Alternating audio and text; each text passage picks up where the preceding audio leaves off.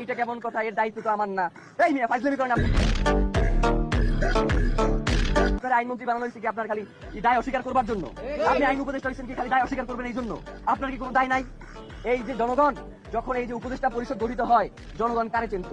জনগণ তো খালি আপনারই চিনত। ডক্টর ইউনূস আসবার পূর্ব পর্যন্ত তো এই উপদেষ্টা পরিষদ কারা কি হবে এই দায়িত্ব তো আপনার উপরেও বর্তায়। তাইলে আপনি এখন যে কথায় কথায় বলেন যে বাবা এইটা তো উচ্চ আদালতের কাজ, এইটা অমুকের কাজ, এইটা তমুকের কাজ, তাইলে আপনার আসলে কি খালি অস্বীকার করাটাই আপনার দায়িত্ব, নাকি আপনি এই বাংলাদেশের পুরো জনগণের দায়িত্ব নিয়ে আপনি ক্ষমতায় গেছেন? আপনি সেই দায়িত্বকে অস্বীকার করেন কেন? আমরা স্পষ্ট করে বলতে চাই যে স্বরাষ্ট্র উপদেষ্টা, সহকারী উপদেষ্টা, আইন উপদেষ্টা থেকে শুরু করে প্রত্যেকে প্রচুর পরিমাণে দায়িত্ব অবহেলার কারণে আজকে হাদি ভাইয়ের এই রক্ত এই বাংলার জমিনে ঝরেছে। সুতরাং প্রত্যেককেই এর জবাবদিহি নিশ্চিত করতে হবে। গতকাল থেকে গুঞ্জন শুনতেছি যে স্বরাষ্ট্র উপদেষ্টা নাকি পদত্যাগ করবে।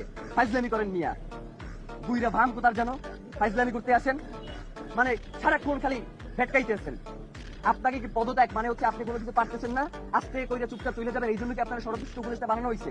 ওই জায়গা দিয়ে আপনি লড়তে পারবেন না। আপনার পুরো এই ঘটনার সাথে কারা কারা জড়িত এইটা নিশ্চিত কইরা আপনি এইখান থেকে যাইবেন, কোন জায়গায় যাইতে পারবেন না।